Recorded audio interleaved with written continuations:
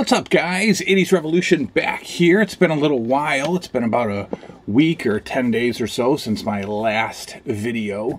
That was the birthday, let me get myself centered a little bit. That was the birthday pickup video, flea market pickup, garage sale pickup. And I just want to come on and you know, keep things going here, not take too much time in between videos. So we're going to jump back into the Hasbro reviews. We're going to be looking at Hasbro Series 8, affectionately known as the Red Card Series. This was 1994. Series 8, 1994 Hasbro. A smaller release, a couple of re-release figures. We've got our second Bret Hart, we've got our second Mr. Perfect, and we have our second or third Undertaker. And a couple of firsts, one of twos coming up. I'll tell you what that one is in a minute. 1994 was the year that I pretty much stopped watching WWF wrestling and took a break from wrestling altogether and picked up again in the Nitro era. Maybe definitely this 95. When Nitro started, I was there for the first episode. At the Mall of America, which, you know, was pretty huge. Some major things happened at that first Nitro. If you remember, I believe Lex Luger made his WCW return. We'll talk a little bit more about that tonight. But so Hasbro Series 8 coming up right now. And coming up soon, I am still going to be doing that WWF TV show year in review thing that I'm going to be starting with 1984. Go back and watch a few videos of mine. You know exactly what I'm talking about. Absolutely, that's coming. That's kind of like going to be one of the main focuses of the channel going forward, that and pickups and things like that. But so we're definitely not getting away from toys. We're just going to be really, you know, that's going to be a major focus of my channel going forward. I'm just waiting for the time to make that thing happen. What else? Oh, huge. This coming Sunday, June 12th or 11th, I'm not sure.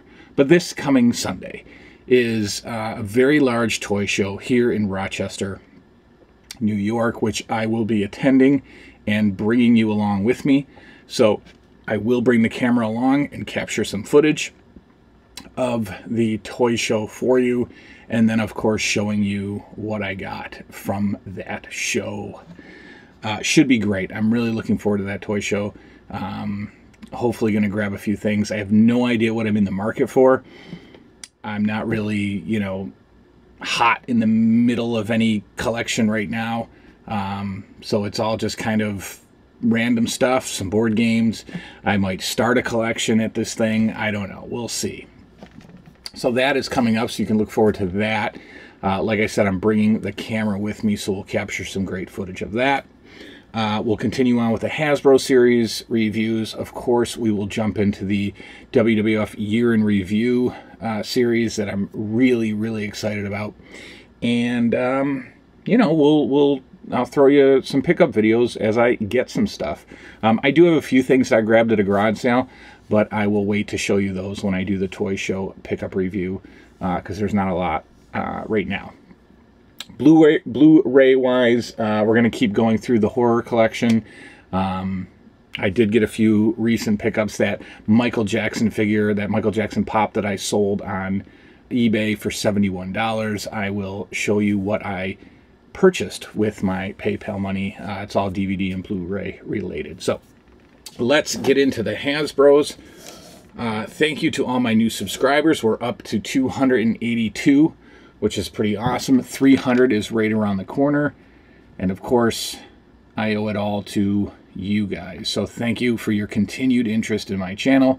Thank you, as always, for the awesome comments and the conversations that I'm having with you guys. Again, if you didn't know, it's the only reason I'm doing this is to hang out with you guys. So thank you. All right.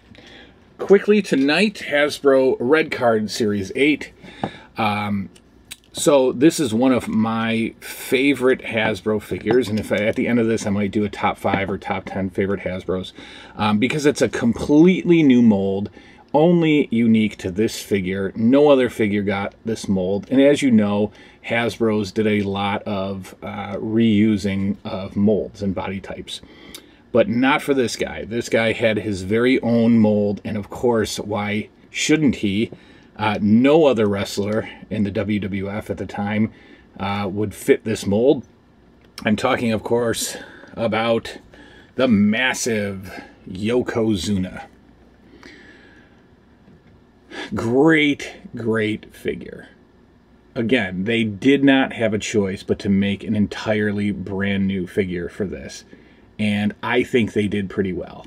It's a huge figure. And of course, Yokozuna was a massive behemoth of a man, if you will. And so I feel like they captured this figure's likeness pretty well. Decent looking face. And really great sumo outfit. Did well with that. This is the first of 2 Yokozunas. We will be talking about the second Yokozuna. I do not have the green card version of this figure in my collection, sadly. But this is the red card version, 1994 release of Yokozuna.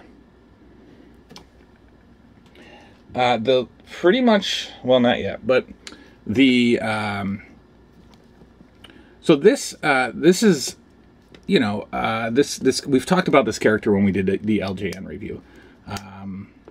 Bam Bam Bigelow. This figure represents his second run in the WWF. After he left, after his, you know, so he had his initial run in '87, pretty much got pushed to the moon initially, was on the main event team for the first ever Survivor Series on Hulk Hogan's team, was a part of the WrestleMania 4 heavyweight title tournament. He, you know, was a part of some major programs. Even got a little mini feud with Andre the Giant.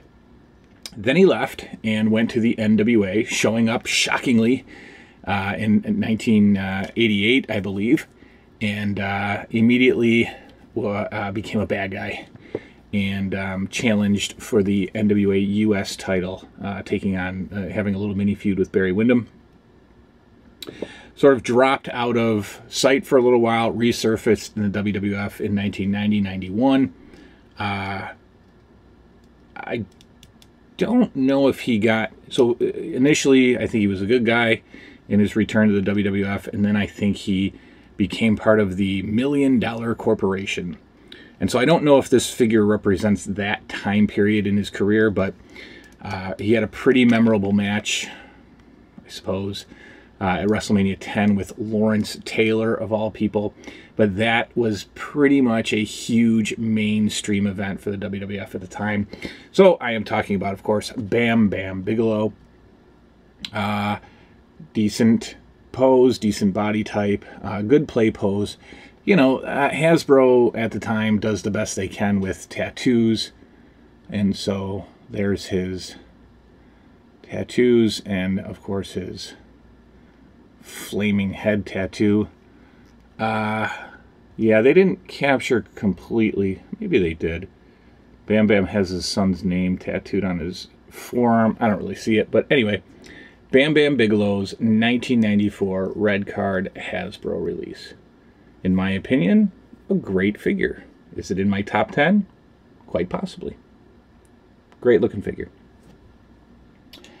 This fella, to me, had two of the most surprising and or shocking appearances in 2 different companies. So Lex Luger was an NWA mainstay for a good, when did he, maybe about 86 he debuted, 87, and was pretty much in the main event scene of the NWA his entire run there, his entire first run. Of course, challenging Ric Flair, had some great matches at Great American Bash, was always in the main event scene in the NWA. horseman, not horseman, good guy, bad guy, back and forth. Lex Luger has been a good guy and a bad guy back and forth more times than anybody that I can think of. And when he left the NWA and started showing up on WWF TV, he was initially not in a wrestling role. He had injured himself pretty severely in a motorcycle accident, I believe. And for a time, it was, a possibility that his wrestling career was over. He had shattered his arm pretty bad. So while he was recuperating from that, he was placed in a role in the WWF that was quite unique. Many of you may remember, some of you may not, but Vince McMahon tried his hand at a bodybuilding federation, a professional bodybuilding federation called the WBF, the World Bodybuilding Federation. Vince McMahon has always been a mark, I suppose, for bodybuilding and massively structured men, himself being a massively structured man. And so he tried his hand at running his own bodybuilding organization. It, of course, failed miserably. But Lex Luger was initially brought in as the face of that company. Pretty soon thereafter, he, of course, returned to wrestling and was given the moniker the Narcissist Lex Luger. Almost a kind of a Mr. Perfect-esque character, but more, he carried a mirror to the ring, and he was, all full of himself and would pose in front of the mirror. And, not too much of a stretch from his, persona in the NWA, just a little bit of more of an emphasis on it. So here is the Lex Luger WWF Hasbro figure in his Narcissist gear.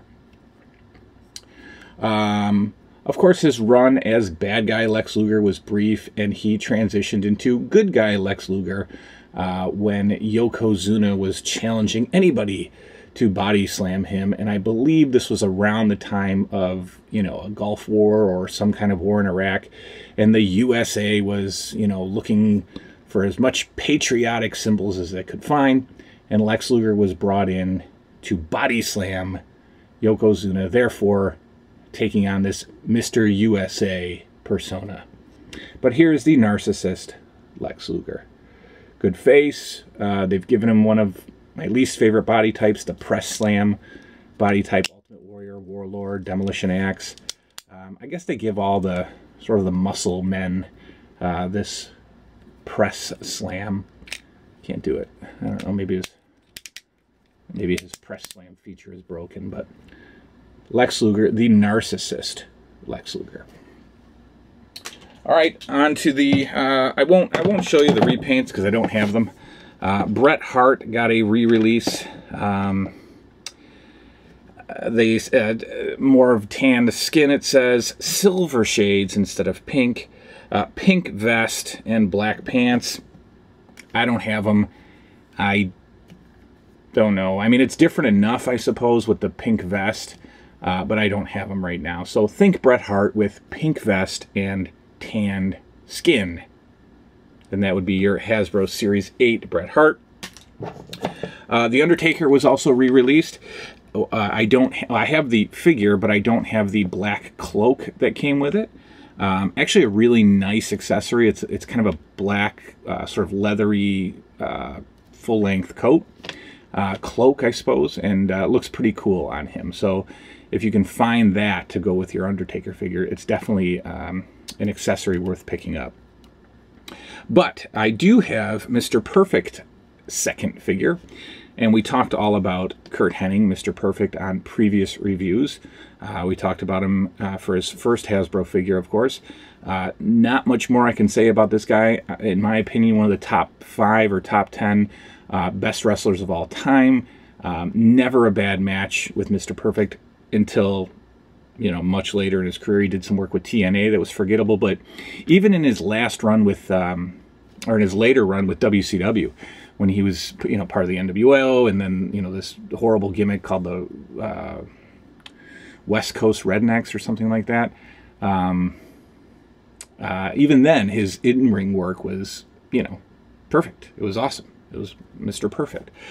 So anyway, they got really creative with his second figure and gave him a blue singlet, but only the front of it.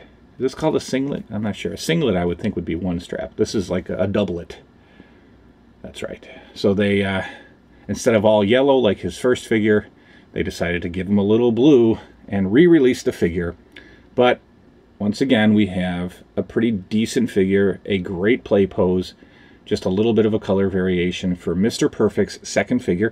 And this is the more pricey of the two. I mean, they're both easier to come by, but this figure is actually more you know, higher price than Mr. Perfect #1.